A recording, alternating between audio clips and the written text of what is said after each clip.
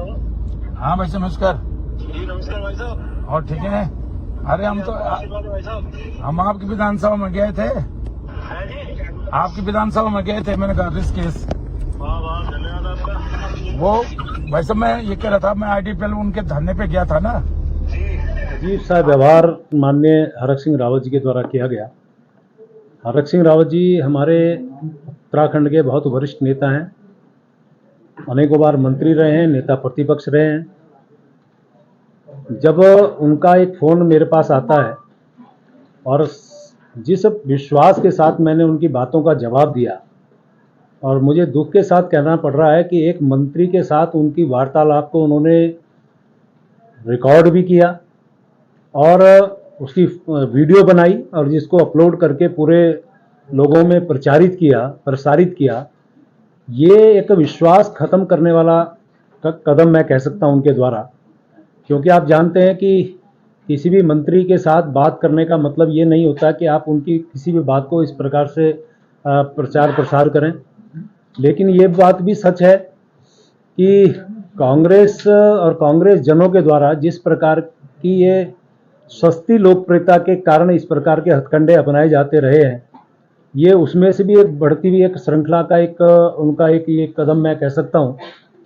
और जब भी कांग्रेस इस प्रकार के कदम उठाती है तो निश्चित रूप से जनता भी देखती है। और मैं जानता हूं कि मैं तो पहली बार मंत्री बना हूं, वो तो अनेकों बार मंत्री बने हैं। तो अनेकों बार जो मंत्री बना और एक मंत्री के साथ इस प्रकार के वार्तालाप को और जनहित के बात को और उसको जिस प्रकार से उन्होंने सोशल मीडिया के द्वारा फिर मीडिया में ये आया, तो ये दुखद है। और एक बात मैं इसमें और कहना चाह रहा हूँ, उन्होंने कालागढ़ के कुछ विषय का भी जिक्र किया कि मैंने 3 महीने की कमेटी बनाई, फिर उसको मैंने लिंगर ऑन किया, मैंने उसको अतिक्रमण को नहीं हटने दिया। तो इसमें 2 बातें स्पष्ट होती हैं। पहली तो ये कि आपने जब कोई मंत्री शपथ लेता है तो उसमें पद के सापेक्ष वो गोपनीयता रखने की भी शपथ लेता है। तो आपने गोपनीयता भंग की है ये बता के कि मैंने ऐसा किया, और साथ में आपने ये भी कहा कि मैंने अतिक्रमण को नहीं हटने दिया, का मतलब आप अतिक्रमण बढ़ाने वाले हैं, अतिक्रमण करने वालों का साथ देने वाले रहे आप। तो ये इस प्रकार की जो बातें हैं मैं समझता हूं कि ये कदापि उचित नहीं कही जा सकती। और मैं ये भी कह सकता हूं कि जो IDPL के जो हमारे लोग हैं उसके लिए सरकार भी उनके साथ सहानुभूति रखती है, मैं भी सहानुभूति रख रहा हूं। मैंने लगातार जिलाधिकारी से बात की है, माननीय मुख्यमंत्री से बात की है और रास्ता निकालने का हम काम कर रहे हैं। लेकिन उसके बावजूद इस प्रकार का उनका कदम उठाना, ये निश्चित रूप से आप जानते हैं कि आज कांग्रेस हाशिए पे है और वो मुद्दा लपक के और उसमें राजनीति और उसमें भी हल्की राजनीति करना चाहती है, उन्हीं को मुबारक।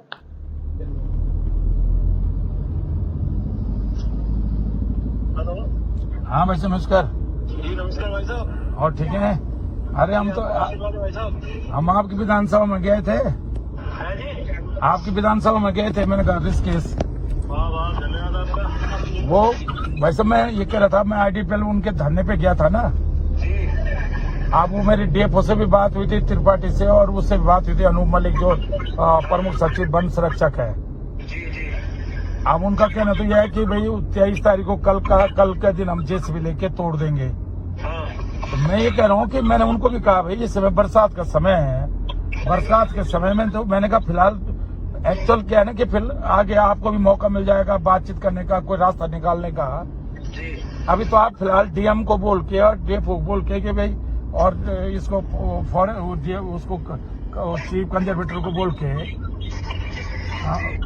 बरसात का समय है, बोलो इस समय फिलहाल 1-2 महीने से सितंबर तक तो वैसे ही स्थगित कर दो आप। नहीं, मेरी बात हुई थी अभी DM से 1 घंटा पहले। अच्छा। मैंने कहा भैया बारिश जो आपने वर्जन दिया यही वर्जन मैंने उसको दिया। हाँ बल्कि 1:45 के लगभग बात ही। मैंने कहा भैया इनको क्यों उजाड़ रहे हो, बारिश में इन पे ना तो जगह है ना स्थान है। हाँ मैंने बल्कि दूसरी बात कही है, मैंने कहा अभी जहाँ पे हमारे इंक्रोचमेंट हो रखा है, लोगों ने झोपड़ी बस्ती बना रखी है। हाँ मैंने भी आज उनके संबोधन में वहाँ यही बोला भाई हम ऐसी स्थिति में आप उनको भी जगह देते हो, रास्ता के लिए खाना भी देते हो, सब कुछ देते हो। हाँ। और इनको तो उजाड़ रहे हो, तो इनको भी है भाई। बरसात में तो कम से कम तो मानवता हमारे में रहनी चाहिए ना। हाँ तो वो बोलने के ऊपर से मैंने कहा भाई कैसे भी कहीं बात आए तो बोल देना मैंने कहा है। है, बस देखी जाएगी जो भी होगा। कम से कम इतना 1-1.5-2 महीना जब तक करे नहीं, 1.5 साल हमने दे दिया। मैंने कहा कोई बात नहीं, 1.5 साल दिया तो अभी बारिश का मौसम है ना। हाँ एक्चुअल में मैं अग्रवाल जी मैं एक उदाहरण दूं आपको। कालागढ़ के लिए तो सुप्रीम कोर्ट से खाली करने के आदेश हुए थे कालागढ़ को।